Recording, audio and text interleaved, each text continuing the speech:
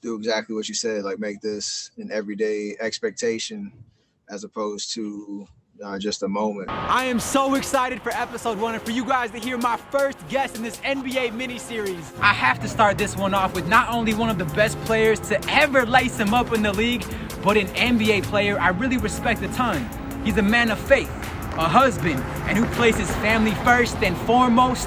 It's evident that for this MVP, his priorities are in place, with basketball being second.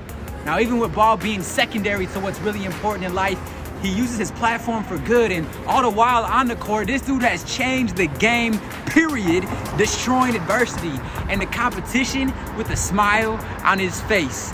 People are chucking up threes, literally from downtown in half court like it's a layup, yet only one of very few can make this look, yes, effortless. That's right, you guessed it. Coming in at number 30, SC30 out of Davidson College, the chef, the man, the myth, the legend. Give it up, everybody, for Steph Curry. Curry is an MVP both on and off the court. From Chef Curry cooking up records with that 3-ball in the NBA, to winning title after title and MVP after MVP, to cooking up, making an impact in the community with Steph and Ayesha's Family, Eat, Learn, Play Foundation, which seeks to unleash the potential of every child and pave the way for amazing kids and bright futures. As the SC30 site says, it's focused on youth in underserved communities, ensuring every child has access to 3, hey, that's pretty fitting, 3 vital ingredients to a happy, healthy, and successful childhood: nutritious food, a quality education from early childhood through college completion, and the opportunity to play and be physically active. On top of all of that, Steph wasn't afraid to let his voice be heard in 2020, continuing on through this year when it comes to important social issues. You see, Steph was overlooked entering the draft, even though he balled out at Davidson, the underdog. People counted him out. People doubted that Dub Nation dynasty, yet he proved them all wrong. I'm about that. Respect. Let's go! Steph is bold about speaking out about what's important, from social justice to family to faith. I'm about that. Respect. Let's go! The 2-time NBA MVP, 3-time NBA champion, 7-time All-Star and outside shot extraordinaire. He is now again the defending 3-point contest champion. And as he was celebrating that big win with his trophy in hand after his All-Star squad team LeBron won the game, I caught up with him to see what lessons Curry learned that he is applying to his life today. Hey Steph, congrats on that 3-point contest, man.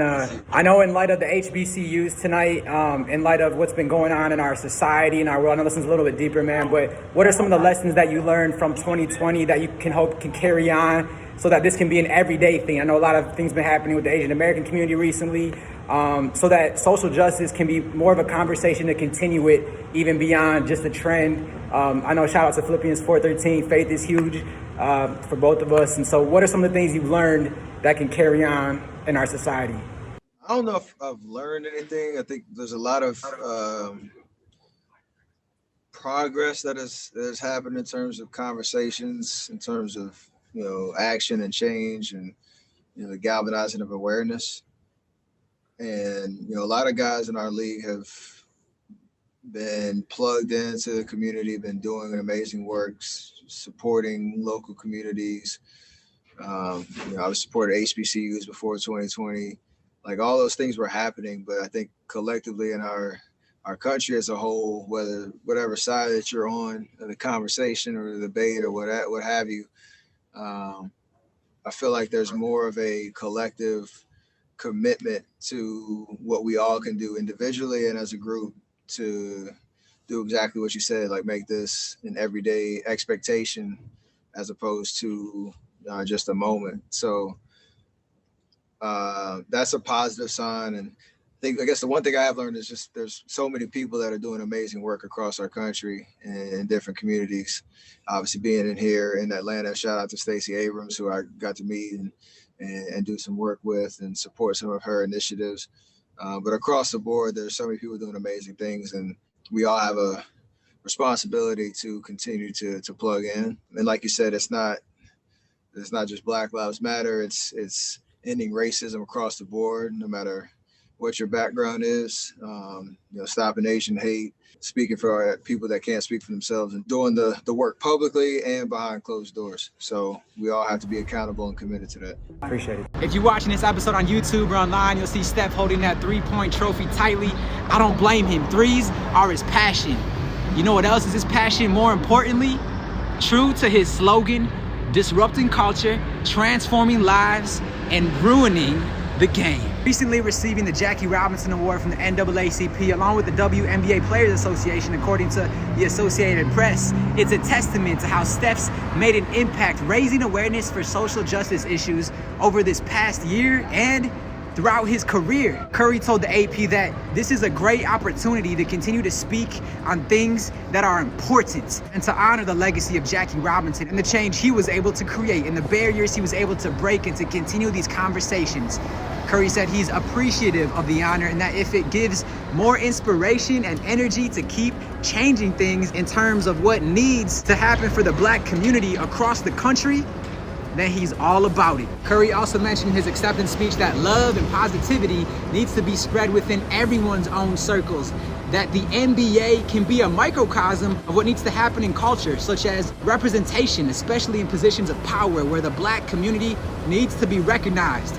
In these seats of power, that representation in positions of power needs to happen in every industry and every form of leadership so that voices are heard in a much more meaningful way.